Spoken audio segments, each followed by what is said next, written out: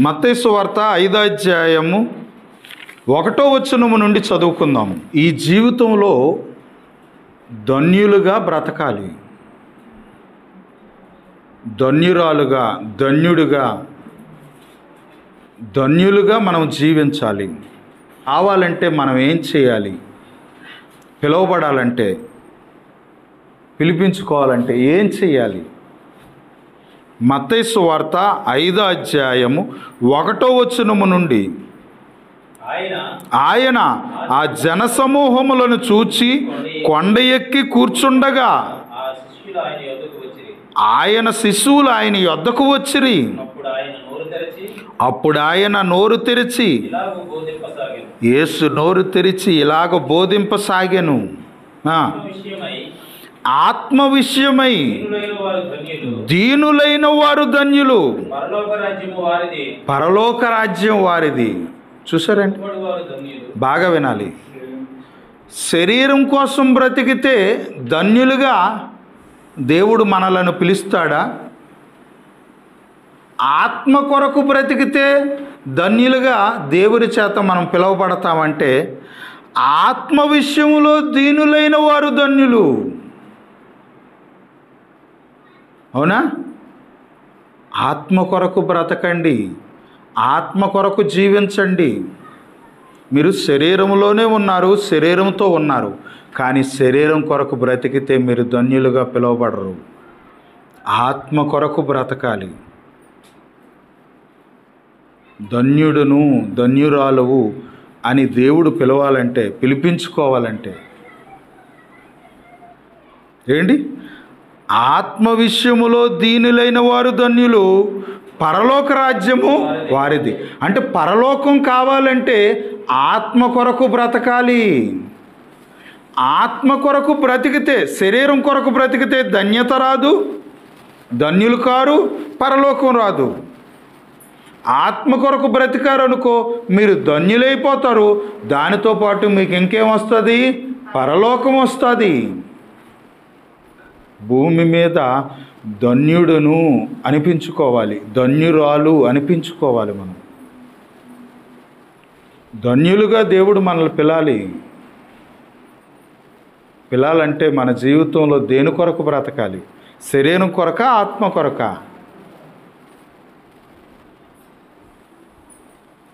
భూమి మీద బ్రతుకు కొరక, పరలోక బ్రతుకు కొరక?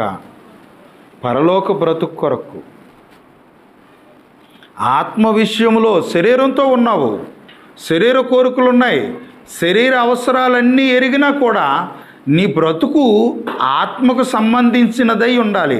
ఆత్మ కొరకు బ్రతకాలి. శరీరంతోనే ఉన్నావు, ఆత్మ కొరకు బ్రతకాలి. ఆత్మ కొరకు ఎప్పుడైతే బ్రతికావో నువ్వు ధన్యురాలు అయిపోతావు, నువ్వు ధన్యుడు అయిపోతావు. నువ్వు ఆత్మ కొరకు బ్రతకటం వల్ల ధన్యులుగా పిలువబడుతున్నావు. ఆత్మ కొరకు బ్రతకటం వల్ల పరలోకం వస్తుంది. పరలోకం నీదే. శరీరం కొరకు బ్రతికినోడికి పరలోకం లేదు, ఆత్మ కొరకు బ్రతికే వారికి పరలోకం. ఇది ఒక అద్భుతమైన మాట అండి. దుఃఖపడువారు ధన్యులు, వారు ఓదార్చబడుదురు. బాగా వినాలి. ఏంటి? అసలు దుఃఖాన్ని ఇష్టపడతామా? అసలు దుఃఖాన్ని ఇష్టపడం అనుకుంటే, అసలు నా బ్రతుకులే దుఃఖమే వద్దు అనుకుంటే దుఃఖపడువారు ధన్యులు అంటావేటి ప్రభువా? మీకు తెలియదండి, మీకు తెలియదర్రా. నేను చెబుతున్నాను, దేవుడిగా చెబుతున్నాను. మనిషి జీవితంలో దుఃఖం ఉండాలి. మనిషి జీవితంలో ఏముండాలి? దుఃఖం ఉండాలి. ఏంటి ప్రభువా? మనిషికి ఆనందాన్ని, సంతోషాన్ని దయచేయడం మనిషి, దుఃఖాన్ని ఎందుకు ఇచ్చావు ప్రభువా అని నువ్వు మళ్ళీ తిరిగి దేవుడిని అడిగితే ఆయన మనకిచ్చే సమాధానం ఏంటో ఒక్కసారి విందాం, మరలా చదువుకుందాం. దుఃఖపడువారు ధన్యులు, వారు ఓదార్చబడుదురు. బాగా వినాలి. నా జీవితంలో నేను దుఃఖపడేది ఏదో జరిగిందనుకోండి, అవునా? మరి ఎవరి గురించి అన్న బాధపడతారు కాబట్టి నా గురించే నేను అనుకుంటున్నాను. ఏటి పాస్టర్ గారు మమ్మల్ని దుఃఖపడమంటారు రేటి? సంఘానికి వస్తే దుఃఖాన్ని తీసే ప్రభు అని మా కొరకు ప్రార్థన చేయడం మానేసి పాస్టర్ గారిటి మమ్మల్ని దుఃఖపడమంటారు అని మీరు తిరిగి అనకన్నా ఆ దుఃఖం ఏదో నేనే పడతాను, నా మీద వేసుకుంటున్నాను అనమాట. దుఃఖపడుతున్నాను అనుకోండి, నేను దుఃఖపడుతున్నాను, ఏదో విషయంలో దుఃఖపడుతున్నాను. దుఃఖపడుతున్నప్పుడు ఏం జరుగుతుందంటే, అమ్మో మమ్మల్ని అందరినీ దేవుడిలో నడిపించిన పాస్టర్ గారు తమ్ముడు దుఃఖపడుతున్నారు అని మీరు మీ ఇంటికాడి నుంచి బయలుదేరి వచ్చేటప్పుడు ఏం చేస్తారో తెలుసా? ఏవైనా ఒట్టి చేతులతో వెళ్ళకూడదని ఏవైనా తీసుకెళ్ళాలని ఒక ఆలోచనతో వస్తారు. ఇంకొంతమంది ఏం చేస్తారు, దుఃఖపడుతున్న ఇంటికి వెళ్ళేటప్పుడు ఒట్టి చేతులతో వెళ్ళకూడదని డబ్బులో తిండో ఏవో వాళ్ళకు అవసరమైనవన్నీ కూడా బియ్యమో లేకపోతే ఏదో ఒకటి పట్టుకొని వెళ్తారనమాట. అంటే నేను దుఃఖపడటం వల్ల నా ఇంటికి మీరందరూ రావటం ఒక విషయం, వచ్చిన వాళ్ళు ఒట్టి చేతులతో రాకన్నా ఏదో ఒకటి పట్టుకొని వస్తారు రెండో విషయం. మూడో విషయం ఏం జరుగుతుందంటే, నేను దుఃఖపడటం వల్ల నన్ను ఓదారుస్తారు.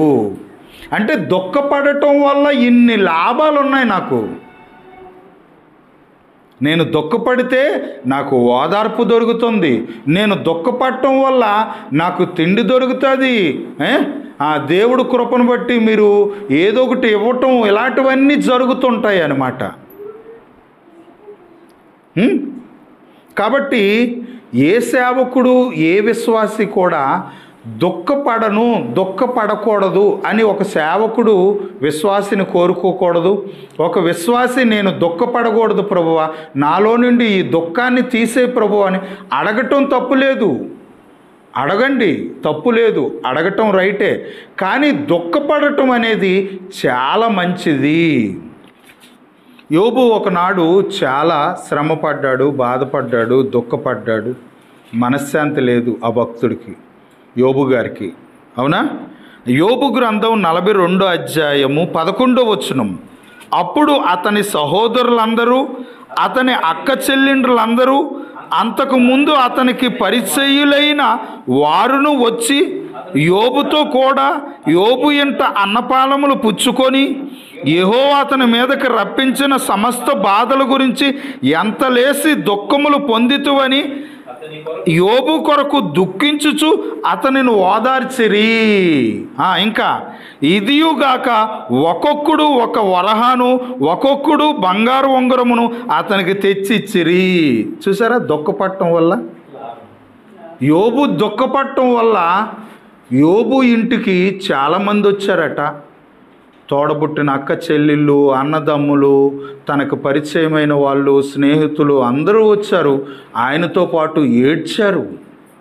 ఆయన ఏడుతుంటే ఏడ్చారు. ఏడ్చి తర్వాత వాళ్ళు ఏడటం మానేసి ఏడుతున్న యోబుని ఓదార్చారట. ఓదార్చి ఇంటికాడ భోజన కార్యక్రమం పెట్టి భోజనాలు అందరూ చేశారట. వెళ్ళిపోయే ముందు వాళ్ళకి కలిగినవన్నీ, విలువైనవన్నీ ఆయనకి ఇచ్చి వెళ్ళిపోయారట. చూసారా? అంటే ఇప్పుడు దుఃఖపడడం మంచిదా చెడ్డదా? దేవుడు మాట తప్పు ఎలాగైపోద్ది? దుఃఖపడువారు ధన్యులా, దుఃఖ దినములు సమాప్తంలా. యెషయా గ్రంథము 60వ అధ్యాయము 20వ వచనం.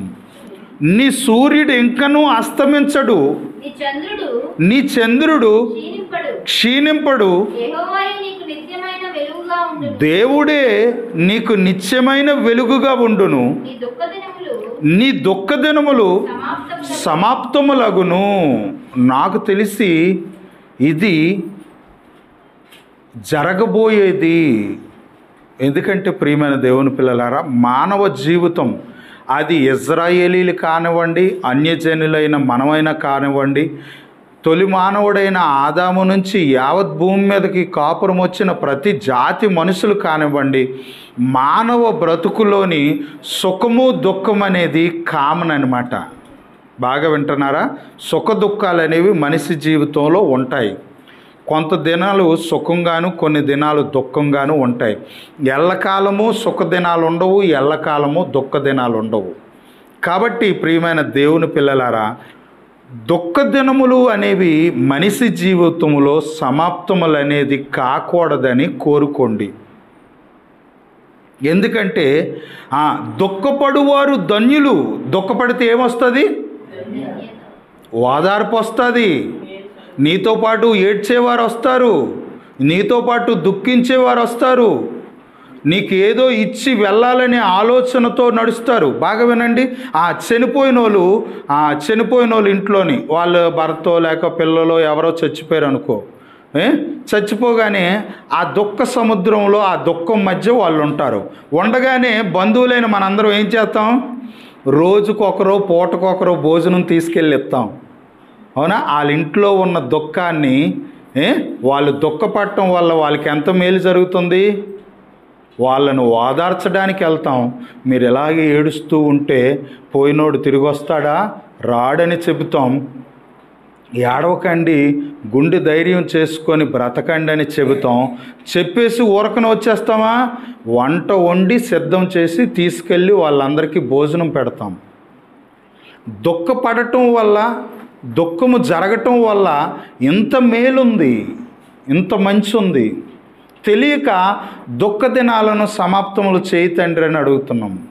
యేసు బోధలు చాలా గొప్పవి, చాలా విలువైనవి, చాలా ఉన్నతమైనవి. కాబట్టి అంటున్నాడు, దుఃఖపడుతున్నారనుకో, మీకు ఓదార్పు కాదు, ఇంకా ఏం దొరుకుతుంది తెలుసా? ధన్యులైపోతారు. దుఃఖపడకపోతే ధన్యత పోతుంది. దుఃఖాన్ని తీసేసుకున్నారనుకో, ధన్యతను పోగొట్టుకుంటారు. ధన్యత కావాలంటే, ఓదార్పు కావాలంటే దుఃఖపడడమే మంచిది.